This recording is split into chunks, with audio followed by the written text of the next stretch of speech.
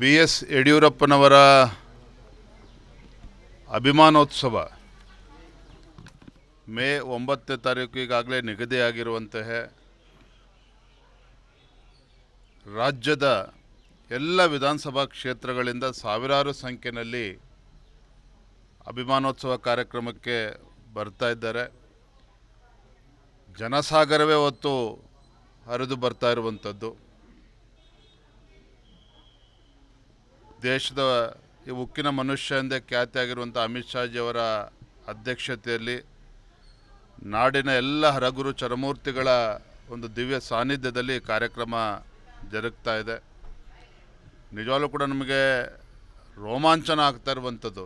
ರಾಜ್ಯದ ಎಲ್ಲೇ ಹೋದರೂ ಕೂಡ ಯಡಿಯೂರಪ್ಪನವ್ರ ಬಗ್ಗೆ ಏನು ಒಂದು ಅಗಾಧವಾಗಿರ್ತಕ್ಕಂಥ ವಿಶ್ವಾಸ ಇವತ್ತಿಗೂ ಕೂಡ ಅದು ಮಾಸಿಲ್ಲ. ಇವತ್ತು ಕೂಡ ಯಡಿಯೂರಪ್ಪನವ್ರ ಬಗ್ಗೆ ಅದೇ ವಿಶ್ವಾಸ ಜನಸಾಮಾನ್ಯರಲ್ಲಿ ಕಾರ್ಯಕರ್ತರಿರುವಂಥದ್ದು ನಿಜವಾಗ್ಲೂ ಕೂಡ ನಮಗೆ ಸಂತೋಷ ಮತ್ತು ಹೆಮ್ಮೆ ತರುವಂಥ ವಿಚಾರ. ರಾಜ್ಯದ ಮೂಲೆ ಮೂಲೆಗಳಿಂದ ಬರ್ತಾ ಇದ್ದಾರೆ ಜನರು.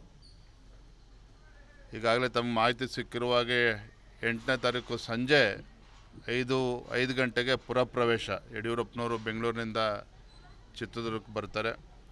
ಸಾವಿರಾರು ಸಂಖ್ಯೆಯಲ್ಲಿ ಅವತ್ತು ಕೂಡ ಅಭಿಮಾನಿಗಳಿರ್ತಾರೆ. ರಾಜ್ಯದ ಮೂಲೆ ಮೂಲೆಗಳಿಂದ ಕಲಾ ತಂಡಗಳು ಕೂಡ ಬರ್ತಾ ಇವೆ. ಒಟ್ಟಾರೆಯಾಗಿ ಹೇಳೋದಾದರೆ ಏನು ನಮ್ಮೆಲ್ಲ ಹಿರಿಯರು ಹೇಳ್ತಾ ಇದ್ರು, ಯಡಿಯೂರಪ್ಪನವರು ಅವರೊಬ್ಬರು ವ್ಯಕ್ತಿ ಅಲ್ಲ, ಅದೊಂದು ದೊಡ್ಡ ಶಕ್ತಿ ಅಂತ ಹೇಳ್ತಾಯಿದ್ರು. ಆ ಶಕ್ತಿ ಏನು ಅಂಥೇಳಿ ನಮಗೂ ಕೂಡ ಅದು ಅರಿವಾಗಿ ಬನ್ನಿ ಕಾರಜೋಳಜಿ.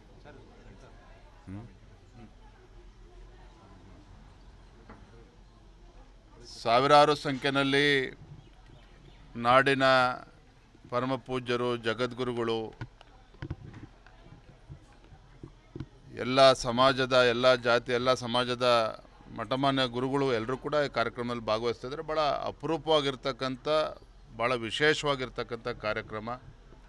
ನಾವೆಲ್ಲರೂ ಕೂಡ ಎದುರು ನೋಡ್ತಾ ಇದ್ದೇವೆ. ನಮ್ಮೆಲ್ಲ ಕಾರ್ಯಕರ್ತರು ಕಳೆದ 15-20 ದಿನದಿಂದ ಸಾಕಷ್ಟು ಶ್ರಮವನ್ನು ಕೂಡ ಹಾಕ್ತಾ ಇದ್ದಾರೆ.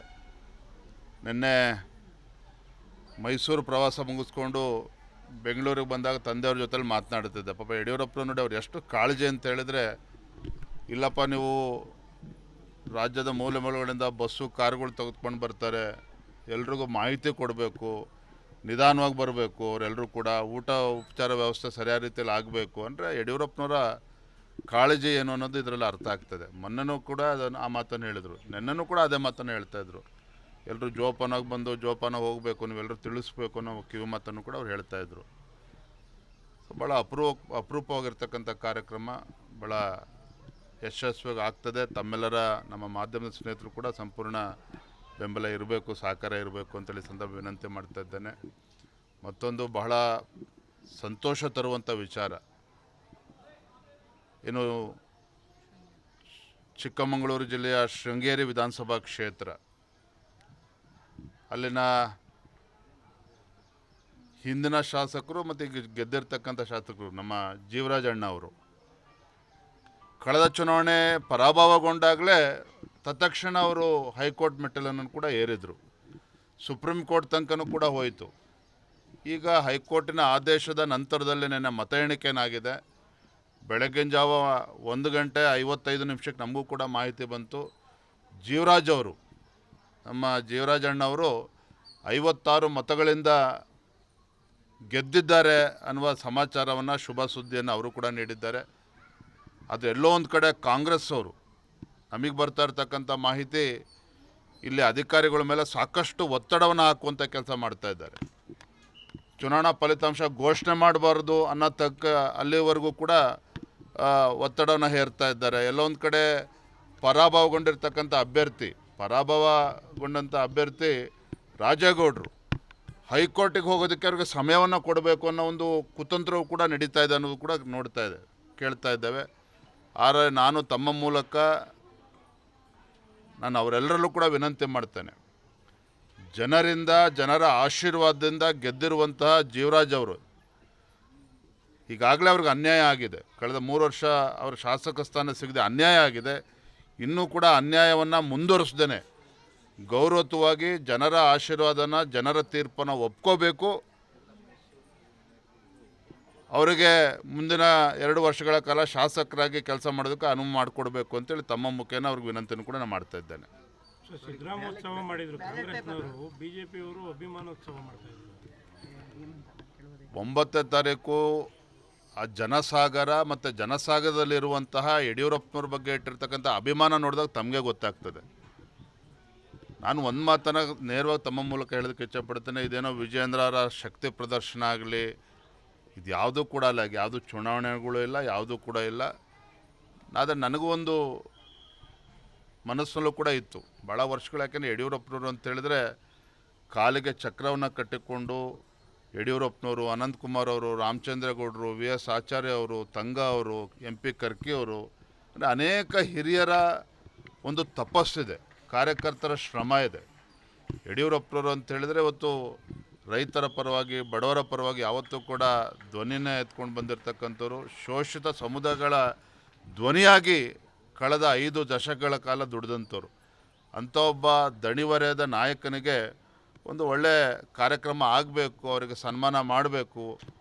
ನಾಡಿನ ಜನರ ಅಪೇಕ್ಷೆಯೂ ಕೂಡ ಇದೆ, ನಾಡಿನ ಗುರುಗಳ ಎಲ್ಲ ಹಿರಿಯರ ಅಪೇಕ್ಷೆಯೂ ಕೂಡ ಇದೆ. ಅಪೇಕ್ಷೆ ತಕ್ಕಂತೆ ಈ ಕಾರ್ಯಕ್ರಮ ನಾವು ಆಯೋಜನೆ ಮಾಡಿದ್ದೇವೆ. ರಾಹುಲ್ ಗಾಂಧಿ ಅವರು ವೋಟ್ ಚೋರಿ ಮಾಡಿದ್ರು ಸರ್, ಬಟ್ ಈಗ ಕಾಂಗ್ರೆಸ್ ಇರುವಂತಹದ್ದು ಆಗಿರುವಂಥದ್ದು ಏನು ಹೇಳಿದ್ದೀರಿ?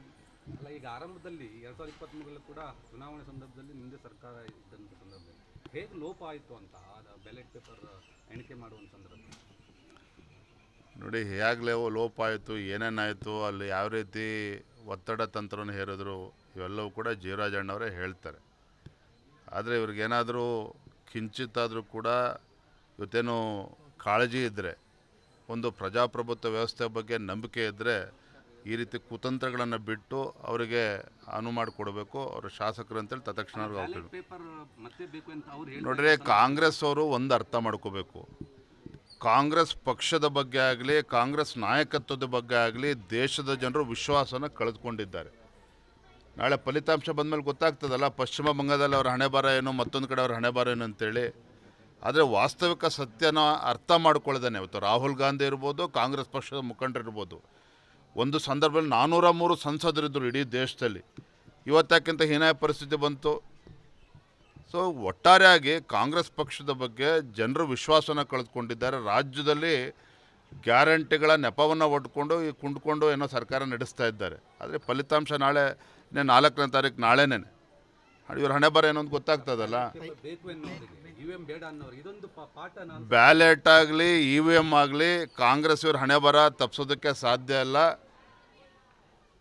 ಇವರು ಬ್ಯಾಲೆಟ್ ಇರೋದನ್ನು EVM ಅಂತಾರೆ, EVM ಇದ್ದರೆ BJP ಅವ್ರು ದುರುಪಯೋಗ ಪಡಿಸ್ಕೊಳ್ತಾರೆ ಅಂತ ಹೇಳ್ತಾರೆ. ಮೊನ್ನೆ ಎಲ್ಲ ಲೋಕಲ್ ಬಾಡಿ ಎಲೆಕ್ಷನ್ಸ್ ಆಯ್ತಲ್ಲ, ಉತ್ತರ ಕನ್ನಡದಲ್ಲಾಯಿತು, ಬೇರೆ ಬೇರೆ ಕಡೆ ಆದಾಗ ಅಲ್ಲೂ ಕೂಡ ಬ್ಯಾಲೆಟ್ ಪೇಪರ್ನ ಅಲ್ಲೇನಾಯಿತು ಅವ್ರ ಹಣೆಬರ, ಅಲ್ಲೂ ಕೂಡ ಭಾರತೀಯ ಜನತಾ ಪಾರ್ಟಿ ಗೆದ್ದಿರುವಂಥದ್ದು. ಹಾಗಾಗಿ ಬ್ಯಾಲೆಟ್ ಆಗಲಿ ಇದಾಗಲಿ ಇವರು EVM ಆಗಲಿ ಇವ್ರ ಹಣೆಬರ ಅಂತೂ ತಪ್ಪಿಸೋಕೆ ಸಾಧ್ಯ ಇಲ್ಲ. ಜನ ಇವತ್ತು ಭಾರತೀಯ ಜನತಾ ಪಾರ್ಟಿ ಬಗ್ಗೆ ವಿಶ್ವಾಸ ಇಟ್ಕೊಂಡಿದ್ದಾರೆ. ಜನ ನರೇಂದ್ರ ಮೋದಿಜಿಯವ್ರ ಬಗ್ಗೆ ವಿಶ್ವಾಸ ಇಟ್ಕೊಂಡಿದ್ದಾರೆ. ನ್ಯೂಸ್ ಫಸ್ಟ್ ನಿರ್ಭೀತಿಯಿಂದ ನಿಮ್ಮ ಪರವಾಗಿ.